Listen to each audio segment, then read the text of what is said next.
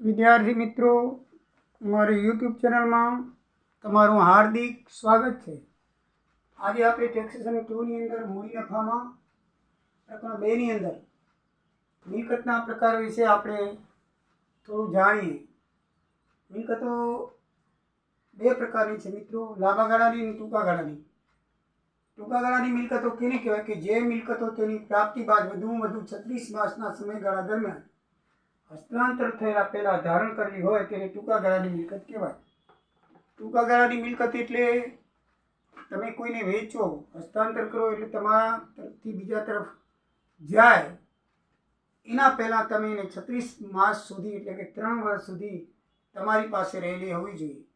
અમુક અપવાદ સિવાય, અપવાદમાં પછી તમને જણાવું છું, અપવાદ સિવાય 36 માસ સુધી તમારી પાસે રહેલી હોવી જોઈએ, તમે ધારણ કરેલી હોય છે. દાખલા તરીકે યુનિટ સિવાયની શેરો સહિત ભારતીય શેર બજારની જામીનગીરી જેવી કે ડિબેન્ચર, બોન્ડ, સરકારી જામીનગીરી વગેરે.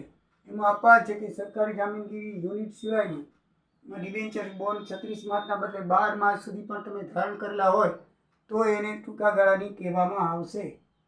12 માસ સુધી ધારણ કરેલા હોય તો પણ તેને શું કહેવામાં આવશે? ટૂંકા ગાળાની. 36ના બદલે 12 માસ સુધી ધારણ કરેલા હોય તો પણ ટૂંકા ગાળાની કહેવામાં આવશે. એના સિવાય યુટીઆઈ, મ્યુચ્યુઅલ ફંડ અને ઝીરો કૂપન બુક પણ ટૂંકા ગાળાની મિલકત છે.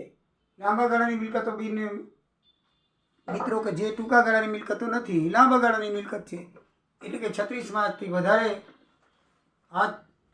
36 માસથી વધારે તમે એ મિલકતને રાખી હોય પછી હસ્તાંતર કરી હોય તો એ લાંબા ગાળાની મિલકત કહેવાય.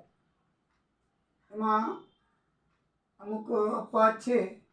12, 24 કે 36 માસ લખ્યું છે, પણ જે આવી મિલકતો છે ભારતના માન્ય શેર બજાર, માન્ય નોંધાયેલ શેરો, સ્થાવર મિલકતો, શેરો એ 12 માસ હોય તો ચાલે, પણ જમીન મકાન 36 માસ માટે વેલિડ છે. એટલે અપવાદ સિવાય 36 માસથી વધારે અને એમાં 36 માસથી ઓછી, 36 માસના સમયગાળા દરમિયાન 36 માસથી ઓછી હોય જોઈએ. બરાબર છે. 36 માસ કે 36 માસ સુધી ધારણ કરવી હોય ટૂંકા ગાળાની, 36 માસથી વધારે ધારણ કરવી હોય લાંબા ગાળાની મિલકત. હવે એ સમય કેમ નક્કી કરવો? તો એ સમય નક્કી કરવા માટે 8 મુદ્દા છે. તો એ 8 મુદ્દા આપણે જોઈએ કે ખરીદેલ કિંમત. તો કરદાતાએ ખરીદેલ કિંમત ધ્યાનમાં લેવાની, કઈ તારીખે ખરીદેલી છે બરાબર ધ્યાનમાં લેવાનું. પછી વારસામાં પ્રાપ્ત કરેલ મિલકત, કલમ નંબર 49(1) મુજબ કરદાતાએ પ્રાપ્ત કરેલ મિલકત વારસામાં મળી હોય એટલે કે વિલમાં મળી હોય, બક્ષિસ તરીકે મળી હોય તો બીજા કોઈ પણ કારણસર અવેજ ચૂક્યા વગર મેળવી હોય તો માલિકે જેટલા સમય મિલકત માટે ધારણ કરી હોય એ સમયનો સમાવેશ થશે. ને વારસામાં તમને કોઈ મિલકત મળી હોય, તમે ભલે આજે મળી પણ માલિકે જેટલા વર્ષ ધારણ કર્યું હોય જે સમય, એ સમય ધ્યાનમાં લેવામાં આવશે, તમારો સમય ધ્યાનમાં લેવામાં આવશે નહીં. લિક્વિડેશન, ફરચામાં જનાર કંપનીના શેરો ભલે ફરચાની તારીખ પછીનો સમય ધ્યાનમાં લેવો નહીં. એ કોઈ કંપની ફરચામાં જાય તો ફરચાની તારીખ છે એના પછી એ તારીખ તમારે ધ્યાનમાં લેવાની નહીં. સંયોજન, કંપનીના સંયોજન હેઠળ એસએસસીએ નવી કંપનીના શેરો મળ્યા હોય તો ત્યારે જૂની કંપનીના શેર રોકાણનો સમય ધ્યાનમાં લેવાશે.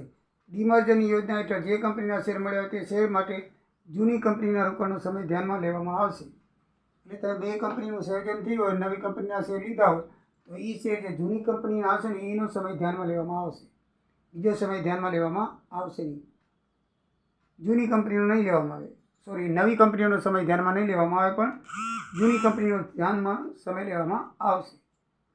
હક અને બોનસ શેર, હક અને બોનસ શેરની બાબતો મૂળ શેરોની પ્રાપ્તિની તારીખ નહીં પરંતુ આવા શેરની એલોટમેન્ટ તારીખ ધ્યાનમાં લેવામાં આવશે.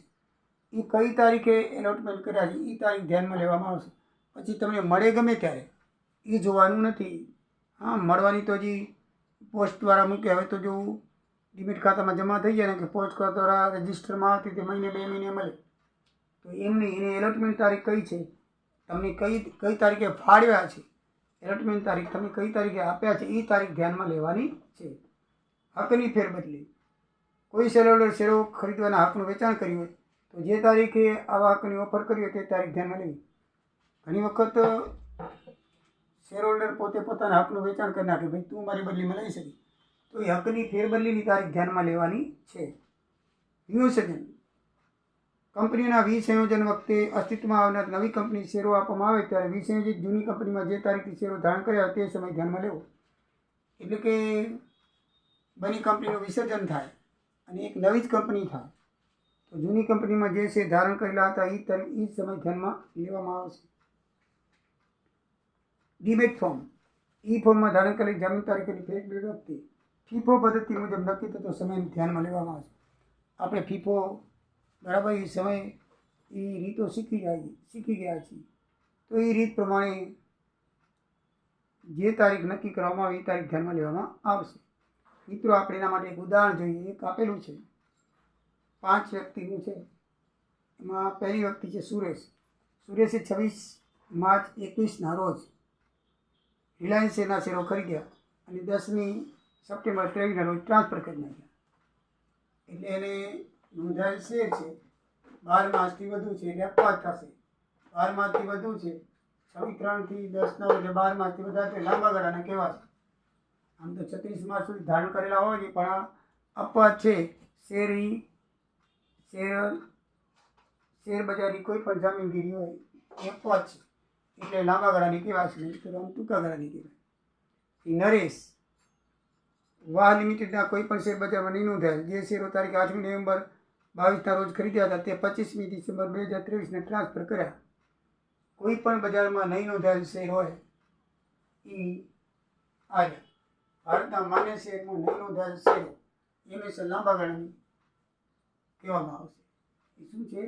લાંબા ગાળાની મિલકત કહેવાશે. 12 માસથી 24 માસથી વધુ છે 8/11/22 થી 25/12/23 પણ બિન નોંધાયેલ શેર એટલે ટૂંકા ગાળાના કહેવામાં આવશે. કેટલા છે? બિન નોંધાયેલા છે. ભારતના માન્ય શેર બજારમાં નહીં નોંધાયેલ છે તો બિન નોંધાયેલ શેર છે એટલે 12 માસથી વધુ છે.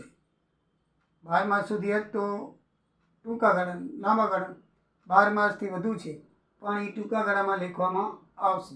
એમાં લાંબા ગાળામાં લખવામાં આવશે. નહીં નોંધાયેલ છે જે મૂડી મિલકતના ટૂંકા ગાળાની નથી તે લાંબા ગાળાની ગણાવશે. બરાબર છે. તો 24 માસથી વધુ છે પણ 36 માસ નથી. બિન નોંધાયેલ છે તો એ 8/11/22 થી 25/11/23 એ ટૂંકા ગાળાની મિલકત કહેવામાં આવશે. 24 માસથી વધુ છે 36 માસ નથી. પછી રમેશ મકાન મિલકત છે 1 માર્ચના રોજ વેચાણ કર્યું અને 22 માર્ચ 22ના લીધું હતું. એ 24 માસથી વધુ છે 36 માસ નથી. મકાન મિલકતમાં તો પૂરેપૂરા 36 માસથી ઉપર હોવું જોઈએ તો લાંબા ગાળાની કહેવાશે. તે ટૂંકા ગાળાની કહેવાશે. પછી જો આમાં લખ્યું છે માન્ય શેર છે 12 માસથી વધારે ધારણ 12, 24 કે 36 માસથી વધારે ધારણ કરેલા હોવા જોઈએ તો એ લાંબા ગાળાના કહેવામાં આવશે. તો અહીંયા બિન નોંધાયેલ શેર છે 24 માસથી વધુ છે. એ લખ્યું છે કે 12, 24 કે 36 માસથી વધારે સમય માટે ધારણ કર્યું તે લાંબા ગાળાની મિલકત કહેવામાં આવશે. એ ટૂંકા ગાળાની નથી એ લાંબા ગાળાની કહેવામાં આવશે. આ અપવાદ છે. પછી જયેશ ધર્મેશ. શું નામ છે? ધર્મેશ. નામ ખોટું લખાણું છે. ચોપડીમાં પણ ખોટું લખેલું છે. ધર્મેશ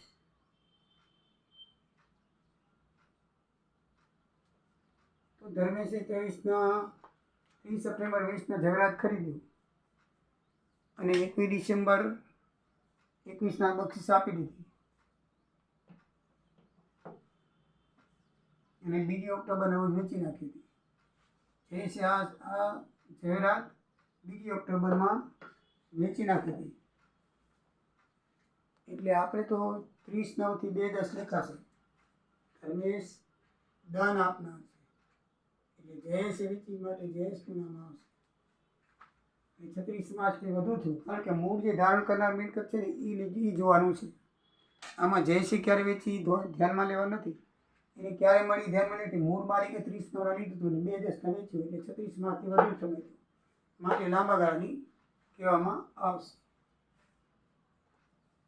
પછી કલ્પેશ 1/10/16/22ના રોજ ઇક્વિટી ઓરિએન્ટેડ મ્યુચ્યુઅલ ફંડના યુનિટો 30મી જૂનના રોજ ટ્રાન્સફર કરે. 12 માસથી વધુ છે એટલે આ જે ઓરિએન્ટેડ ફંડ છે એની 12 માસથી વધુ ગણો એ લાંબા ગાળાની થશે અપવાદ છે. તો મિત્રો અપવાદને બાદ કરતાં જે 36 માસથી વધુ છે એ લાંબા ગાળાની અને 36 માસથી ટૂંકા છે એ ટૂંકા ગાળાની કહેવામાં આવે. તો મિત્રો આ રીતે